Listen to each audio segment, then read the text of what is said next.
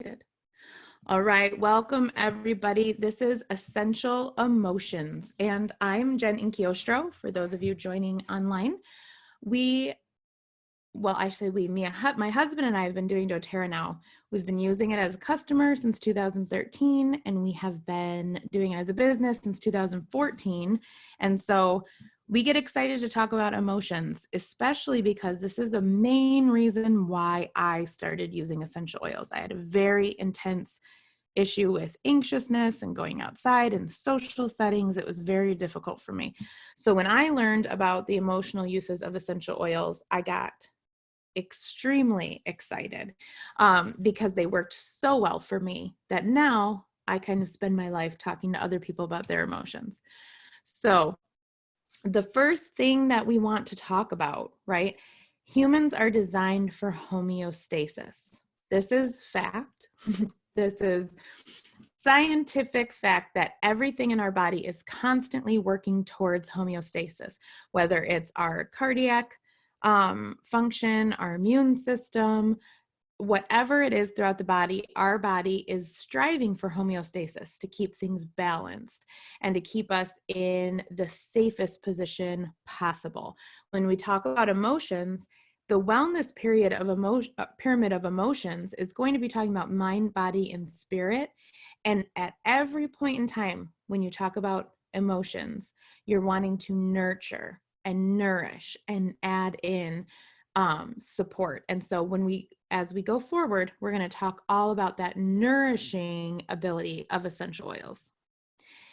The second point I want to make very clear at the beginning is that intelligent cells exist in your body, everywhere in your body. Everywhere in your body, all of your cells are intelligent. They exist to recognize chemical triggers, right? And to respond with chemical actions. Emotions are chemicals. And this is something that I want to be super clear because you've probably heard it said, right? Like when someone's going through a hard time, they might say, well, I found out I'm chemically imbalanced, right? And so then they would take a medication that helps to balance the chemicals within their brain, because emotions are chemicals. There is no fear chemical or love chemical. It's a systematic release of chemical triggers that your brain has learned to deal with over your lifetime in a specific way. So if in your lifetime you've received this chemical, this chemical, this chemical, and every time you've went straight into anger, that's a neural pathway responding to chemicals. But at any point in time, all of your cells are receiving information, sending information, receiving information, sending information. And so these intelligent cells within your body are there for a reason, and that's homeostasis, right?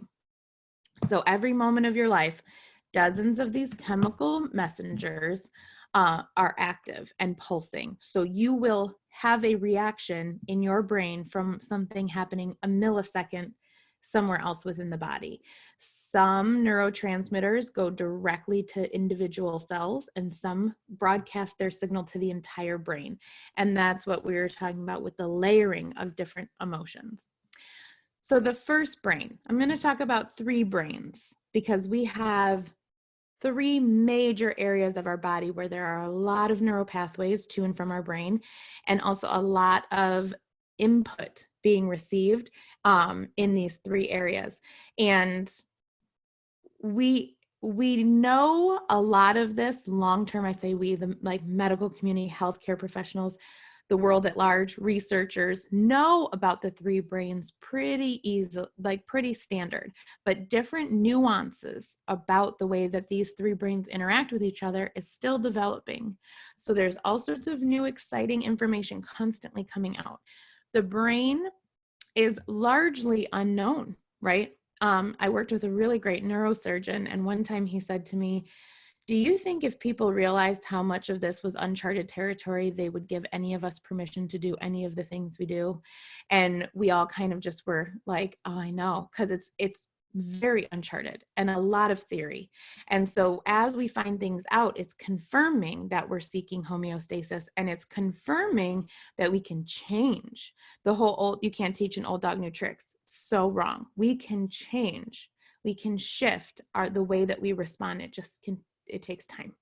So the brain cells can communicate with each other. And when they communicate to each other, a pathway is formed. Over time, these pathways create a groove in our brain.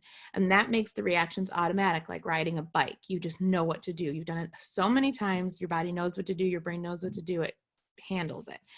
We can change these pathways, but it takes the same amount of consistency and the same amount of chemical triggers that it took to create the neuropathway in the first place. So if you have a neuropathway that took 39 years to create, you may find that it takes a little bit longer than 3 months to change that neuropathway. And so the consistency to creating a different neuropathway has to exist. It has to be consistent. One of the things that really helps to illuminate this is if you think about a yard or a field and a dog runs through the field one time, the grass and the field, right, it will recover. It runs through 5 or 6 times, it'll recover. You might start to see a little path, but mostly that grass is going to go back to normal. If your dog is running the same path over and over again, chasing a neighborhood cat or doing whatever it is, or patrolling the perimeter, it's going to wear a groove. And that groove can get extra muddy. It could get really deep.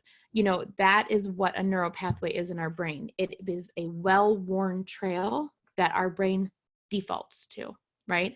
So in the beginning, when you're shifting and you're changing your emotional state, you are literally going against the path of least resistance. You have to go the path of resistance. It's going to be a little bit difficult in the beginning to change course.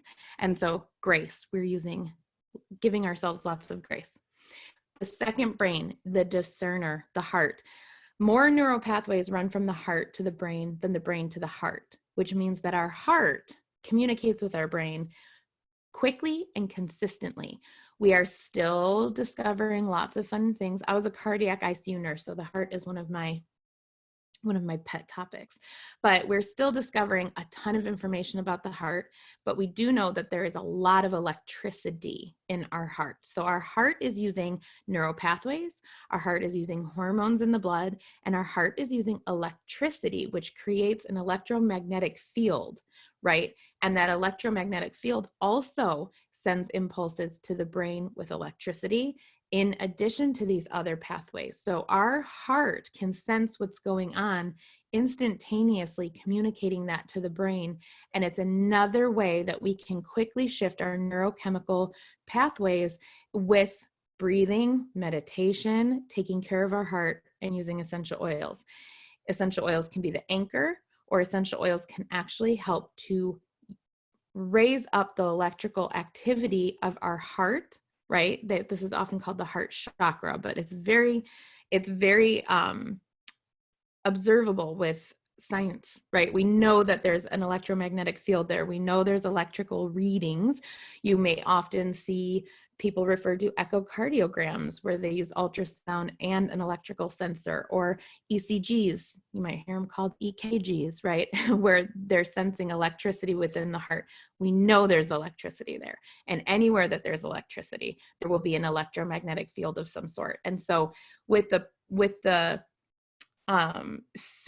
physics concept of entrainment, anytime you use something that has a vibration near something else that has a vibration, they sync up. So we can use essential oils to help our heart raise their frequency, and it will communicate to the brain almost instantaneously, and it will also release chemicals to the brain in the bloodstream, and it will also travel around the neural pathways from the heart to the brain. So we're really talking about a whole body experience when we're talking about changing our emotions. This isn't just about the olfactory system, right? It's way more complex. So the third brain, the processor, the gut-brain axis is what you would want to Google if this part interests you. One of the biggest facts I could convey to you that would make my day if you remembered going forward. If it's the only thing you remember from this class, let it be this. 90% of our serotonin is produced in our gut. And so many people in the world are on serotonin reuptake inhibitors, trying to get more serotonin availability within their nervous system. We have to seriously take a look at our gut health. What are we eating? how are the bacteria being treated? What is our microbiome like? Are we taking probiotics? Are we eating fermented foods? Are our guts inflamed? We know this by looking at our skin, at our joints, at our tendons, at our eyes. We can really see what our gut looks like on the inside, even without a colonoscopy, right?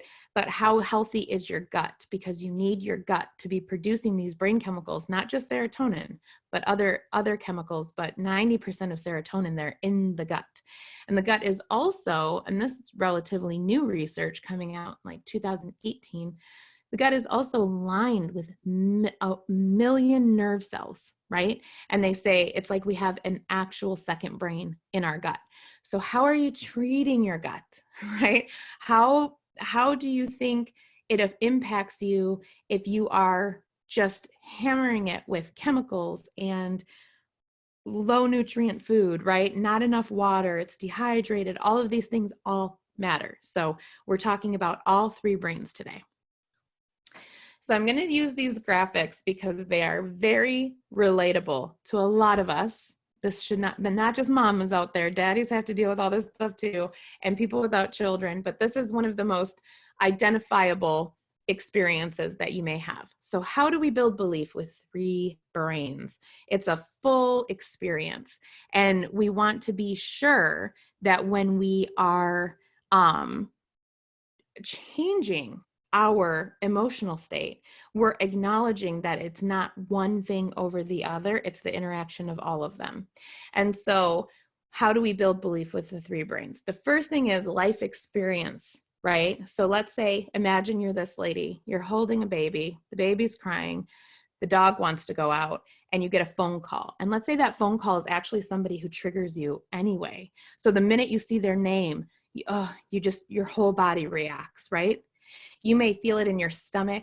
You may feel it in your heart, like, oh, I don't want to answer this. Your heart might start to race. Your brain starts to process. You're in the processing phase. Then you're in the reaction.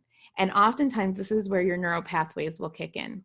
You will start to have an unsettled gut. You'll feel actual upset stomach. You'll have conflicting feelings in your heart. Again, you might have those heart palpitations. Your heart rate might speed up. You might feel shaky, sweaty. Your head might start to get tense. You may get neck tension. You might even develop a headache, right? And so as you're having these three experiences, all three of your brains are firing. All three of your brains are trying to figure out how to get back to homeostasis. And so as you are trying to get back to homeostasis, ask yourself, how often are you defaulting? How often are your reactions total defaults?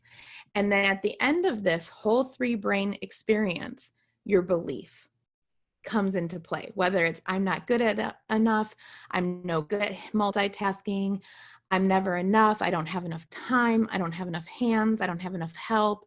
That's the belief building, and it's all three brains are involved in that. So it's this multifaceted issue. So here comes essential oils. This is what we're going to pull into our life, right? This is what we are going to create.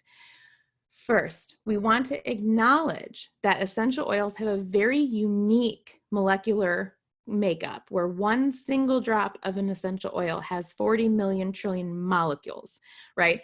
One drop of water has 75 million trillion molecules, right? So we are constantly dealing with this high number of molecules, but essential oils disperse within our body. They help to break apart, move through every cell, every area of our body to support healthy cell function, to anchor our biochemistry, and promote physical and emotional detox through supporting our body as it moves towards homeostasis. When you look at a peppermint oil sac, right, it is microscopic. You look at a peppermint leaf, like here in the bottom left, and the peppermint leaf, you cannot see the individual things. They're tiny, tiny, tiny molecules that are going to help our body in the same way they help the plant. And so we're really talking about how we interact with nature. And human beings are designed to interact with nature. We're designed to be in the woods, in our gardens, in nature, with other people, right? We are designed to function with chemical stimulant triggers, right? we produce chemicals that change our emotions. So it's very much the same thing that we want to learn how to be aware of what we're doing and how to shift. The first number one way that you will shift your emotions with essential oils is aromatic. An essential oil is a volatile solution, right? So within 30 to 60 seconds, over 50% of the essential oil will quickly become aerosol. It will be in the air around you. You can put a drop of essential oil on your hand right now. I'm going to do it along with you. And we're going to notice how much, when you rub your hands together and open up over your nose and mouth, how much essential oil is in the air between your hands. You can just smell it. You can feel it. It will tingle if you get it too close to your eyes. It will fill your nose, right? That's the volatile nature. So when you use oils aromatically, they break into that molecular compounds that go into your olfactory system. They stimulate your olfactory bulb. Your limbic system takes over, and then it starts producing chemicals to help you shift your emotions. This will happen immediately. Within 30 to 60 seconds, your body is already making chemicals to shift your mood, depending on what chemical triggers with what oil you used. That's why different chemicals will do different things. It's why peppermint usually makes people alert. It's why lavender usually makes people relax. Now, you may have different neural pathways where lavender stimulated a negative mindset because maybe you had a babysitter you didn't like and she used lavender air fresheners, right? So you have a negative neural pathway related to lavender that overrides the chemical triggers of the actual lavender oil. So it's multifaceted, remember. But aromatic, this experience is one of our main reflexes as a human to help us adapt to our environment. Aromatic usage of essential oils is going to shift you the fastest. Topical cannot be overlooked or underestimated. When we're using essential oils topically, we're really stimulating the self-repair of our cells. So we're going to see a second level and a second layer of emotional support because we are going to get the absorption through our skin. When we use an essential oil like I just did on my hands, over 50% of it is already evaporated now that I've moved on to topical, right? And what we want to do is take an essential oil that's already diluted. I have a Serenity Touch oil here that I'm going to put on my wrists. When I'm using the oil this way, the carrier oil holds this essential oil to my skin and it creates a sustained release. So it's a sustained release over time, the chemicals going in through my skin, into my bloodstream, and working through the blood to enact change throughout my body over time. My body will use the different chemicals within this to stimulate self-repair of the cells, to shift my immune system, to support cell health, and also to work with my neurotransmitters to support my neural pathways. So again, it's multifaceted, and this is going to be one of the ways it will start within 1 to 2 minutes where you'll feel the effects when used topically, but over the course of 3 to 4 hours, you'll find a different kind of base level emotional support. So when we do it this way, you're going to have a longer shift happening. You'll use it aromatically, then you use topically, and then you will use internally, but it's all three ways. We're doing all three brains. The first way, aromatic, is going to be stimulating the brain, right? The actual organ of the brain. Topical really is going to be getting largely to the heart, right? Because we're getting into the bloodstream. So the bloodstream is going to carry these molecules to the heart and enact change this way. The third way is going to go through our gut. We're going to use it internally. Copaiba is one of the most homeostatic producing, sustaining oils that doTERRA has. It interacts with the endocannabinoid system. It's a full body experience. I do Copaiba underneath my tongue where there's a lot of vasculature, but that's going to get to your heart, right? When we talk about getting into the bloodstream right away. But Copaiba soft gels, putting Copaiba oil in veggie capsules gets it into our stomach and helps to directly impact our gut and helps then shift our emotions to the gut-brain axis. Another powerful way to shift your emotions is by ingesting citrus oils. You can put them in a capsule, you can dilute it. It really helps. Even 2 drops of wild orange taken internally before bed can help you sleep deeper, can help lengthen REM cycles. It's a highly supportive essential oil when taken internally before bed.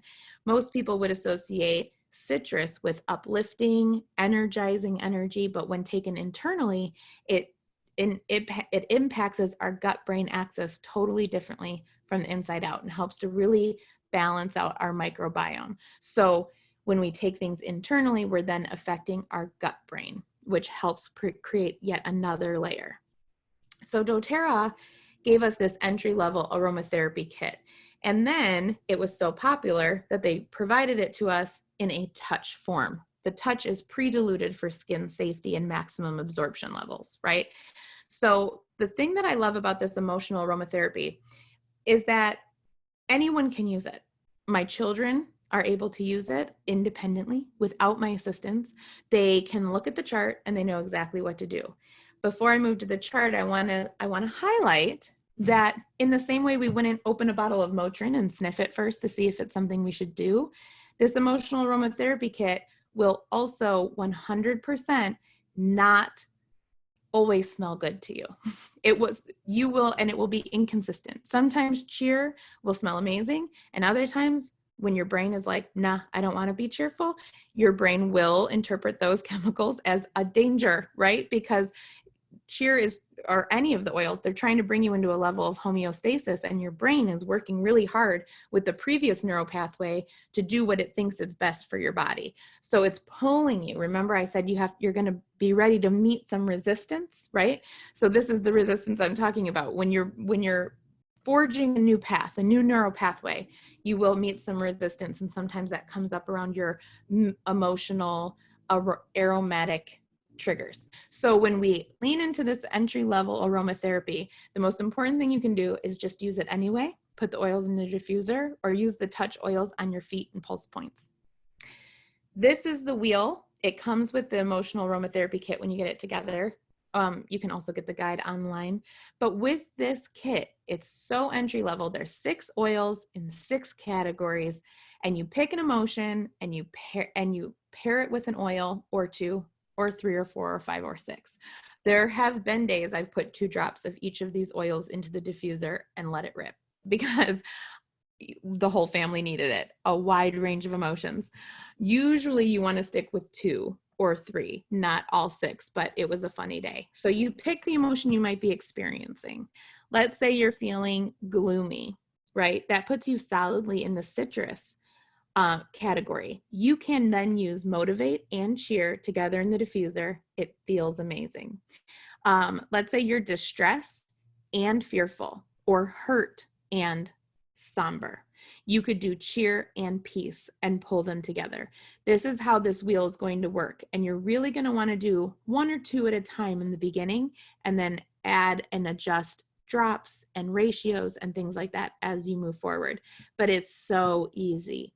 So easy. And it changes and adapts. And you don't always have to build a diffuser blend with these. Just like we did with the oil a minute ago, I'm going to take a drop of Forgive, which is one of my very favorite emotional aromatherapy oils, put it in my palm, same way, aromatically, and inhale, and you're instantly going to start feeling some of the relief. I am an angry person, neural pathway wise, right? I've worked a lot on my anger issues. I also am just feisty by nature. I'm a Scorpio, and I'm lively, and I am loud, and I have fun. And so I tend to feel things in a big way, right? And so Forgive always brings me back. Forgive and Peace are the 2 that I use the most because it brings me back down to center. And I'll still be feisty, but from a centered space. Now, Adaptive. This is relatively new from doTERRA, just released in September, but it works as a system to stimulate the three brains. You can buy the pieces individually, but really the most powerful shifting that you're going to get is by using this as a complete system. And what it does is it takes a lot of even the guesswork with the emotional aromatherapy. It's not necessarily guesswork, but there's a couple steps, right? So with the emotional aromatherapy, the biggest thing is that you've got to have the will to want to shift. And sometimes, right, if you're really stuck in an emotion, looking at a wheel, deciding which oils, filling the diffuser, things like that can feel intense and overwhelming. And sometimes you just want one thing that you know will work and that you can use in a crisis mode, in a crisis situation, an emotional crisis, really intense grief, sadness, anxiousness, right? You want to balance out or hyper vigilance or, obsessive thoughts, anything like that. You just need one thing right now to balance you out. That's what I feel the adaptive system has really given us. It's given us a one-stop shop, and it is really powerful when you use them together because it is going for all three brains. So the first thing is the calming blend. This is undiluted, and it is a 15 milliliter essential oil that has different essential oils like copaiba and like wild orange in it that help to stimulate the brain chemistry through the olfactory bulb. This is that instant shift, the instant emotional shift, 30 to 60 seconds, you're starting to change your brain chemistry. Then we have an adaptive touch. This is diluted for safety and effectiveness. You put it on your pulse points. It starts to stimulate your brain chemistry through your bloodstream with sustained dermal absorption, right? So now it's the second layer. And that's how we know we shift neuropathways, with a layered emotional chemical response. So we're getting to our brain, we're getting to our heart. The third step is the adaptive calming blend capsules. These are stimulating our brain chemistry by focusing its action in the gut. It has gut soothers, and it has essential oils that are going to get into our gut and help to soothe that area first. Help your gut do what it does best by stimulating the production of brain chemicals to help you control your emotional reactions. So it's a three-part system, but it's all contained into one easy product that you just know you can use over and over and over again. We kind of joke in our family that this one little system of 3 products could replace almost everything we offer through doTERRA if you're coming to it for emotions. It's powerful. I'm going to wrap this up by just reminding everybody that lifestyle changes are going to be required, especially if you have really powerful emotional triggers that you're trying to shift. Neural pathways can take 3 to 6 months to begin to shift. And what I mean by that is 3 to 6 months before a certain reaction is automatic, like riding that bike.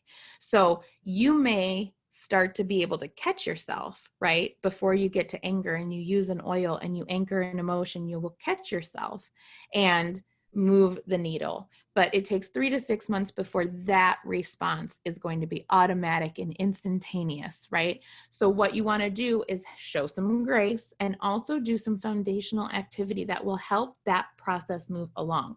Nothing happens in a vacuum in our body. Nothing happens independently of each other. We are a homeostatic organism that is constantly moving and shifting and changing. And that's why our emotions can change so quickly. But you must do certain things to help speed this process up. The first thing is to increase water intake for multiple reasons. First of which, your gut needs more liquid. Every single person on this planet is in some way, shape, or form chronically dehydrated. Even our hydration standards as a community are half your body weight in ounces every day, right? But that should go up depending on how stressed you are, what kind of sleep you're getting, what kind of toxins you're exposed to, what kind of different chemicals you're exposed to, pharmaceuticals that you may take, over-the-counter medication you may take. If you had a recent infection, or whether it's virus or bacteria, your body takes a toll. And so you have to increase water at intake so that you can flush these things out of your body. You don't want to go too much. You do not want to drink too much water every day, especially if you're coming into a healthy water intake after chronic dehydration. You want to start slow. Please only start with half your body weight in ounces and then move the needle up 5 to 10 more ounces every other couple days. Moving that needle up helps your body to slowly adjust to the healthy levels of water, and that will get your lymphatic system moving. It will help shuttle out toxins that are negatively impacting you. It will help your gut self-heal. It helps your liver process things. It helps your kidneys process. And so you really want to start with water intake. Having a glass of water first thing in the morning is going to be better for your energy levels throughout the day than a cup of coffee. So get that water in your body.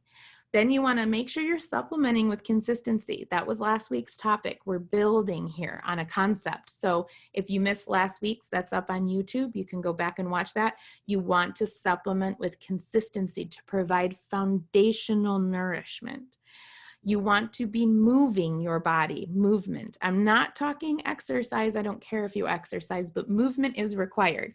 Our lymphatic system, the main thing that controls our immune system and gets toxins out of our body, doesn't have a pump. So it doesn't have its own pump.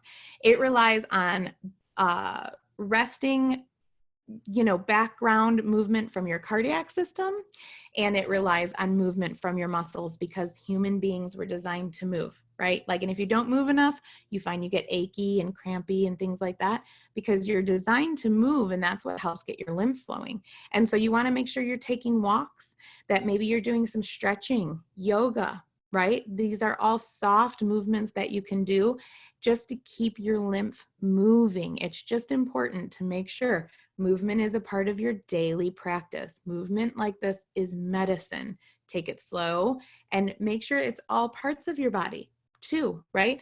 If you're walking, make sure you're moving your arms. Make sure you stretch out a little bit before and after. You want to have every major muscle system in your body moved around a little bit.